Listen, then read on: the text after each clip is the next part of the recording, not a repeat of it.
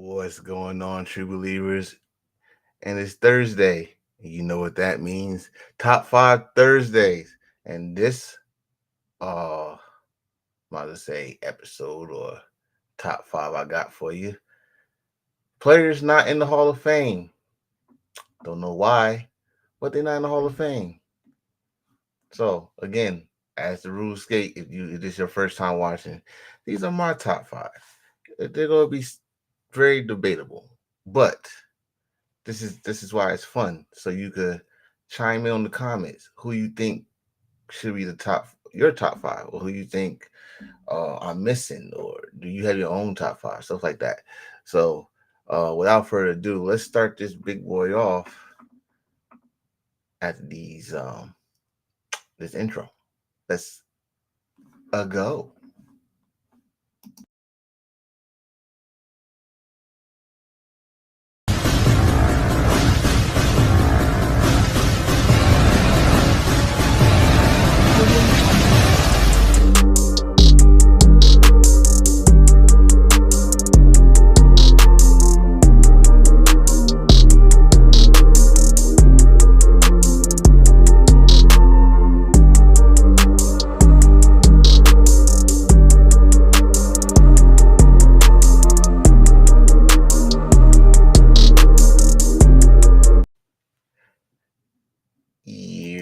Where am I? Where am I? Where am I? Oh, I am right here.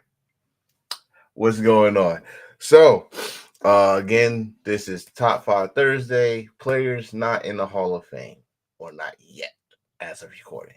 Um, yes, as always, I must start with honorable mentions, and I only got two for you because I'm not going. It's a lot of people that not in the Hall of Fame that should be in the Hall of Fame, but these two receivers that I personally watch should be in the Hall of Fame sooner than later. Like right now, they should be. But again, as a recording, they're not.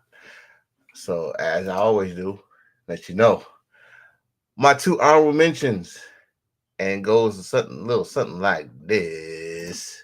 First person is Torrey Hope. Sorry for the picture, but that's one of his best catches. Torrey Hope, all his big numbers did happen with the Rams. In fact, I think, if I'm not mistaken, I think he's the all-time leader in receptions and yards for the Rams. Touchdowns also, receiving touchdowns. The numbers is up there. He's on the top, I think the top 10 or top 15, which a lot of people on that list is in the Hall of Fame. So why is this man not in the Hall of Fame? And he's a Super Bowl champion. If y'all try to bring this, he don't got a ring. Yes, he do. But he should be the Hall of Fame. Next person, Reggie Wayne. Reggie Wayne definitely should be in the Hall of Fame. His numbers is just like Torrey Holt is up there. He's not the all-time leader of receptions on the Colts, but he's second. That as far as I know, he's second in every category. And he's also in those top 10, top 15 receivers list of all time. And yes, he got Super Bowl ring. Let's consider him for the Hall of Fame. Some people might disagree with those two, but I think they deserve it since everybody else is going in. That's a whole nother story. That's a whole other argument. But let's get to this. So this is my top five. And before I go to my top five, I must do a little plug. I gotta do a plug. I'm sorry, I gotta do a plug. Again, I do have a merch store. Please check out this right here, this link. I made it very easier now than the other link they gave me. You go directly to my store, which is tpublic.com slash user slash self dash made dash podcast. If you haven't seen, we got this shirt, this hoodie, t-shirt, workout shirt, cups, hats, which I don't have my hat around, but we got all that at that store. Not just this, I got other stuff. I got funny quotes, all that. So check it out, help a brother out.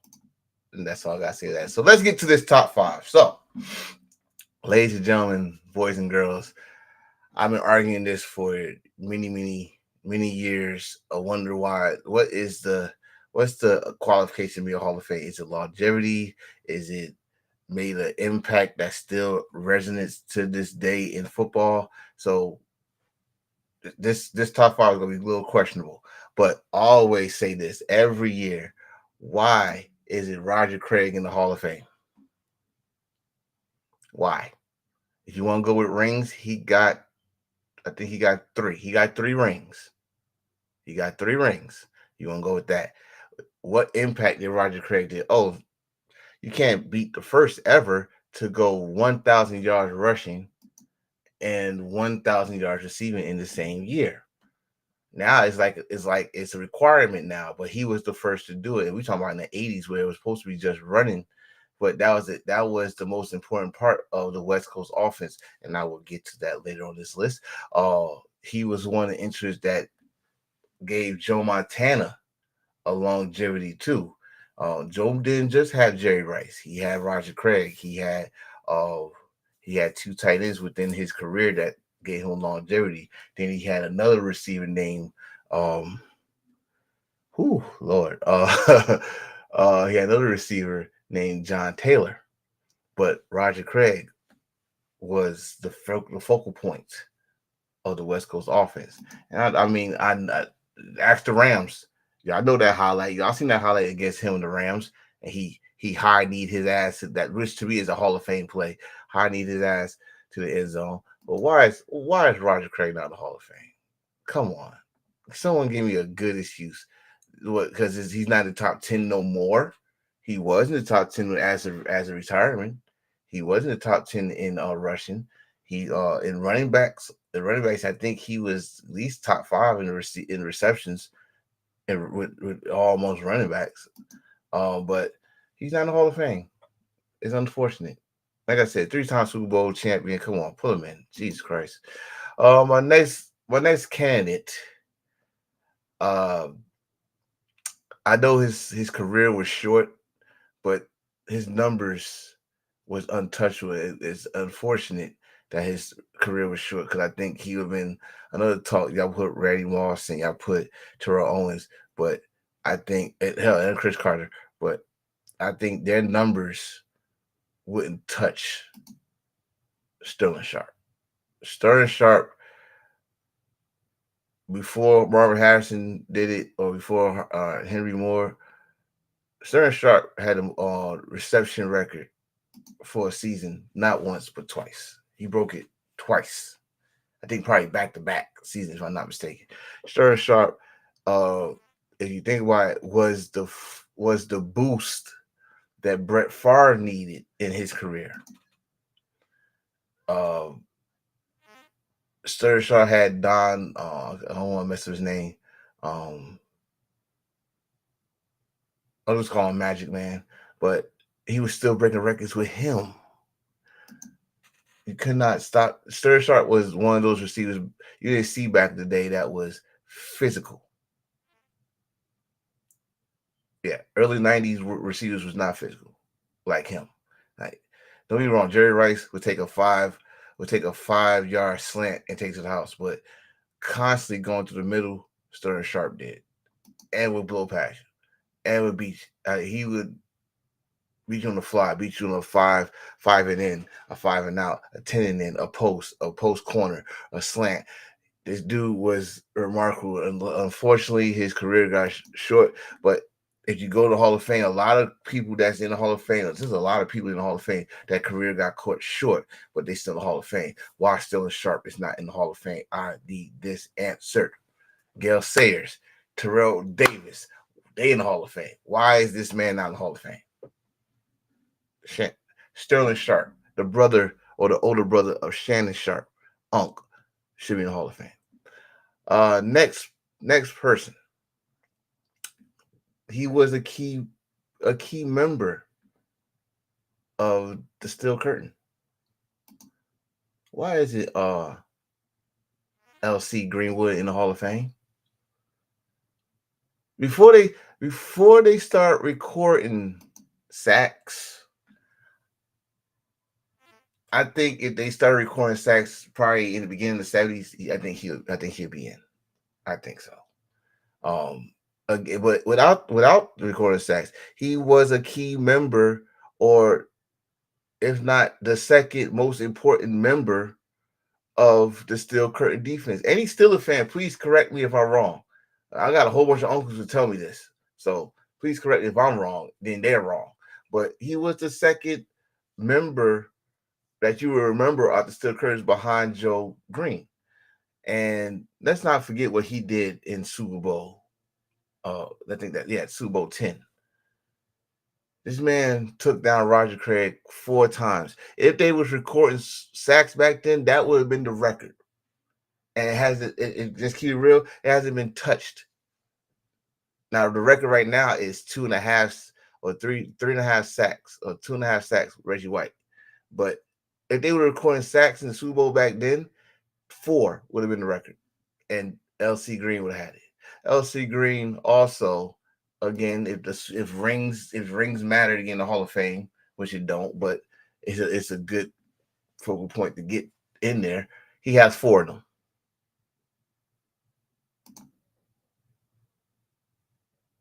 He has 4. Put him in. You put Mel Blount in. Put him in. Yes, I got a deep hatred for Mel Blount. He was not a.